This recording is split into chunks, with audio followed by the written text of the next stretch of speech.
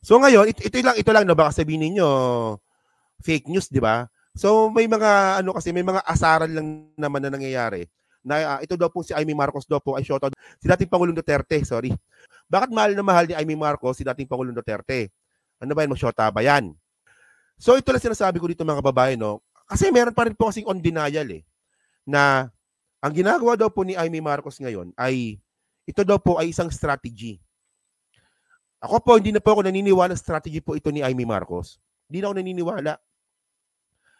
Kasi mga kababayan, kung strategy ito ni Amy Marcos, ang pangit na strategy nito. Kasi unang-una, nasisira na po siya sa mga loyalista at saka sa mga PBBM supporter. Pangalawa, hindi naman po sila ng DDS tanggap siya. So, hindi ko talaga. So, ito yung pinakabago ngayon. Binabanatan na po talaga ni Amy Marcos yung kanyang pinsan na si Martin Romualdez. At ang sabi pa nga ni Amy Marcos, hindi ka naman Marcos eh. At bakit naman daw po inaaway ang mga Duterte wala naman daw pong ginagawang masama. Okay, so ilabas natin dito yung politika. Ilabas natin dito yung mga kapalpakan ng mga Duterte. Pag-usapan ngayon natin dito kung totoo ba talaga na walang ginagawang masama ang mga Duterte. Regarding po sa administrasyon po ni PBBM. So para di na po ako maingay, panoorin na lang po natin itong sinasabi nga po ngayon ni Amy Marcos. Okay, sige. Hindi na tama ang ginagawa ninyo kay VP Sara at kay Presidente Duterte. Hindi tama yun. Hindi naman nakikipag-away. Sinasabing napakatapang ng mga Duterte. Matapang nga, bait-bait sa atin. Wala namang ginawa kundi tumulong. Nakipag-alyado, kaya nakabalik. Ano pang gusto mo? Ba't natin hinaaway ang hindi nakikipag-away? Correct. Magalit sa akin. Bakit daw ganon? Mas Duterte pa daw ako kesa sa Marcos. Yeah. Sa loob-loob ko, hindi ka naman Marcos hello. Yan na, okay. So ano ba sinasabi niyang nakipag-alyansa kaya nakabalik?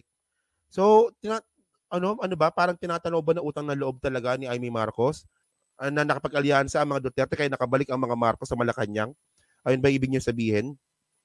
So ito na, balikan na nga po natin to. Malamang ito alam niyo na to eh. Alam niyo na to eh. So mga babaeng po kasi, ang sabi nga po ni Amy Marcos, wala naman daw pong ginagawang masama ang mga Duterte. Bakit daw po inaaway? Tanga ka ba? Hindi nga, tanga ka ba? Nakalimutan mo ba to? Tandaan po natin mga kababayan, lahat po ng away na nangyari po ngayon, lahat po ng kaguluhan na nangyari po ngayon sa kampo po ng mga Duterte at saka ng mga Romualdez at Marcos, nagsimula po lahat yan dahil po dito sa katangahan ni Sara Duterte. Yan tambaluslos. Sige nga, isipin ninyo, before lumabas itong tambaluslos, ano yung naging issue para mag-away ang Marcos at Duterte? Diba parang lumabas itong balita na to, kailan ba to? May 21, 2023. Okay. So May 20 pababa, ano yung naging issue para magkaroon po ng lamat yung alyansa po ng Marcos at Duterte? Wala, di ba? Wala, di ba? Wala. Nagsimula po lahat yan, yung away po na yan, kay Sara Duterte. So anong sinasabi ni Amy Marcos na walang ginagawang masama ang mga Duterte? Si Sara Duterte nga yung unang pumukol eh. At dito mga kababayan, ito Sara Duterte supporter pa ako nito eh. Nung nangyari ito, Sara Duterte supporter pa ako nito. 'Di ba? So actually kasi mga kababayan, hindi lang naman po si tungkol diyan yan. Hindi lang po tungkol sa pagtawag nga po ni Sara Duterte ng tambaluslos kay Speaker Martin Romualdez. Nagsimula yan. Hindi po yan. May mas malalim pa po dyan. At ito po yun. Ayan inside threat.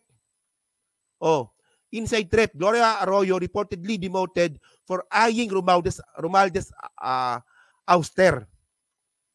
May 18, 2023. So nabalita po talaga mga kababayan. Ito basahin ko na lang po ito. Alam ko alam niyo na to eh. Pero para ma-remind lang po yung si Amy Marcos sa mga sinasabi niya na parang kumbaga yung nakita niya lang yung nangyayari ngayon, pero yung pinagmulan po talaga ng away na to hindi niya nakita. Parang ganun ba? Malalim po kasi ito mga kababayan. Kasi nga po, okay, former President Gloria Macapagal Arroyo was replaced as Senior Deputy Speaker for reportedly plotting a leadership co-op with the aim of ousting House Speaker Martin Romualdez. So mga kababayan po kasi, nagsimula po talaga lahat yan. Nung gumagawa po talaga ng isang plot, di ba? Si Aling Maliit, si Little Girl, si Gloria Macapagal Arroyo, para po tanggalin si Martin Romualdez.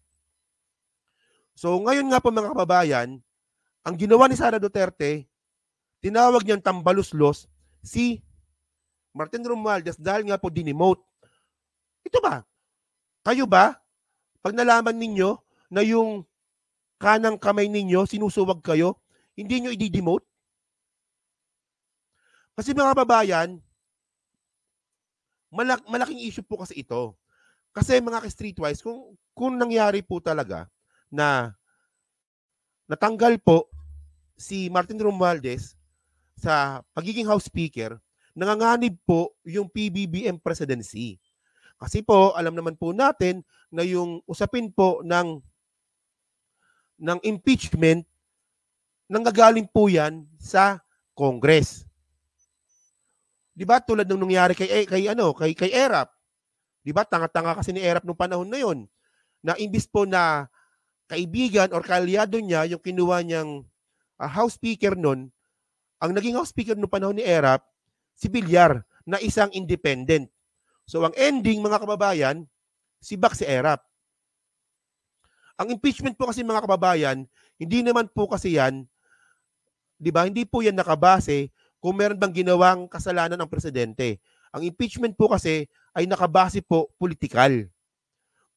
Kung ang presidente po ay protektado po sa Congress, kahit gaano kapalpak ang presidente, hindi po uusad po ang impeachment. At kahit po na ang presidente po ay maganda ang ginagawa at hindi naman kaalyado yung Congress, especially nga po yung Speaker of the House, uusad po yung impeachment. So ngayon mga kababayan, normal lang po talaga na i-demote si Gloria Macapagal Arroyo noong panahon na yon. Bobo lang talaga si Sara Duterte, hindi niya makuha at hindi niya talaga naintindihan yung nangyayari. So, Senador Amy Marcos, nagsimula po yung away ng Duterte at saka ng Marcos sa politika dahil po sa ginawa ni Sara Duterte at may kinalaman po ito sa pwesto po ni Martin Romualdez bilang House Speaker. Doon po nagsimula lahat yan. Ano ba, tanga ka ba? Hindi mo ba alam yun? Dati ka bang bobo? Ang nakita lang kasi ni Amy Marcos, yung confidential fund ni Sara Duterte. Yung nakita lang kasi ni Amy Marcos, yung backlash. Parang yung vlogger na kaaway ko, di ba? Magsisimula ng away kapag binalikan pa victim. Parang ganon. Pero in the first place mga kababayan, nagsimula po talaga lahat yan dahil nga po dun sa ginawa nga po ni Sara Duterte at saka ni Gloria. So ang nangyari nun mga kababayan, nag-backlash. Nasita tuloy ng Congress yung confidential fund ni Sara Duterte. Kasi para kay Amy Marcos, yung tambalos-los issue hindi nangyari. Yung nakita lang po ni Amy Marcos, ito lang. Yung pagsita ng Congress sa confidential fund. Ako naniniwala naman ako na questionable naman po talaga yung confidential fund ni Sara Duterte. Pero, naniniwala din po naman ako na may halong politika yan. Naniniwala ako doon. Kasi kung tutusin, 125 million, ang daling palagpasin lang yan eh. Pwedeng palagpasin yan eh. Kaysa naman po doon sa 51 billion ni Pulong Duterte, di ba? 125 million lang yan, di ba? So ito paano to? Ano sinasabi ni Amy Marcos na walang ginagawang masama yung mga Duterte? At hindi lang yun mga kababayan. Dahil nga po hindi nga po talaga ma-justify at hindi po talaga masagot ni Sara Duterte, si Raul Manuel, dahil nga po dyan sa confidential fund na yan. Kita nyo mga kababayan, di ba? Ang tanga-tanga ni Sara Duterte. Raul Manuel, tinalo ka sa debate. Tanga, di ba? Tanga. So dahil nga po sa katangahan ni Sara Duterte, dyan po sa confidential fund po na yan, ngayon, yung tatay to the rescue. Ito ay Amy Marcos, hindi mo to nakita. Di ba? Duterte to Pinoys, don't pay taxes unless. Ito. inciting to sedition to, di ba? Yung sinasabihan mo yung mga tao na wag magbayad ng tax. Ito, Amy, hindi mo to nakita. Anong sinasabi mo, Amy Marcos, na walang ginagawang masama ang mga Duterte? Ano yan? Kasi mga kababayan kasi, tanga-tanga na lang po talaga yung mga DDS eh. Ang sabi ni Duterte noon, inutusan niyo yung mga tao na huwag magbayad ng tax. Not unless po na hindi po mag-open book yung Congress. So una kasi mga kababayan, yung open book po na yan na sinasabi ni Duterte, di ba kung meron mang anomalya, nangyari naman yan nung panahon niya rin. Nung siya yung presidente. Ano bang pagbabago sa sistema nung si Duterte yung presidente kasi ngayon po? Wala naman nagbago ah. So kung merong anomalya yung Congress, so damay ka rin doon. Kasi naging presidente ka. Diba? At pangalawa mga kababayan, kung talagang gusto talaga ni Duterte na ipa-open book, hindi talaga pwede at hindi talaga maganda na nasabihan niya na huwag magbayad ng tax ang mga tao kasi abogado si Duterte. Pwede siya mag-file ng petition sa Korte Suprema para i-open book kung anumang book ang gusto niyang ipa-open. Pwede yun eh. Abogado yan eh. Merong legal remedies yan eh. Bakit hindi ginamit ni Duterte yung pagiging abogado niya para pumunta sa Korte Suprema para pabuksan yung libro, kung ano bang libro yan? Putang ina ka, Duterte ka, di ba? Ayun ang sinasabi ko dito. Di ba? Ito, Amy Marcos, hindi mo ito nakita. Ito, mayroong lumabas na balita nito, ha? PMP hits destabilization plot Duterte-China alliance. Yan.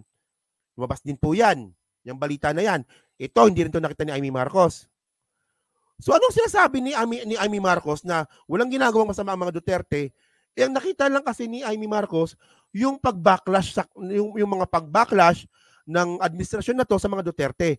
Pero yung sinimulan at yung mga binato ng pamilya Duterte sa administrasyon na to, hindi niya nakita. At saka Amy Marcos, politiko ka. Politiko ka. Public servant apparently. So, bakit mas malaki ata ang utang na loob mo sa mga Duterte kaysa sambayan ng Pilipino? Parang mas kinukonsider mo pa yung utang na loob mo sa mga Duterte kaysa kapakanan ng mga Pilipino. Tanga. Ewan ko lang, well, kung biglang out of nowhere, biglang makita natin na si Amy Marcos na magsasalita na huwag kayong maniwala nung mga panahon na yon. Strategy ko lang yon. Well, siguro, okay lang. Di ba? Erase, di ba? Pero, hindi na to, para sa akin, hindi na to strategy eh. Di ba? Tahasang pagsuwag na ito sa administrasyon po na to. Naniniwala po akong ganon. Yan. So, thank you po sa 1,190 po na nanonood, no? Yan, so medyo na-stress po ako sa content natin ngayon. Nag-visit ng mga bakla kasi ito. So thank you po mga kababayan. No? So maraming salamat po sa patuloy po na pagsuporta po sa aking munting channel.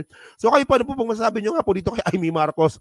Para sa inyo ba, strategy pa rin ba ito? Or talagang wala na? Dapat palitan na lang po talaga yung pangalan ni Amy Marcos. Dapat Amy Manotok Duterte. Dapat. So thank you po sa inyo lahat. No? Thank you po.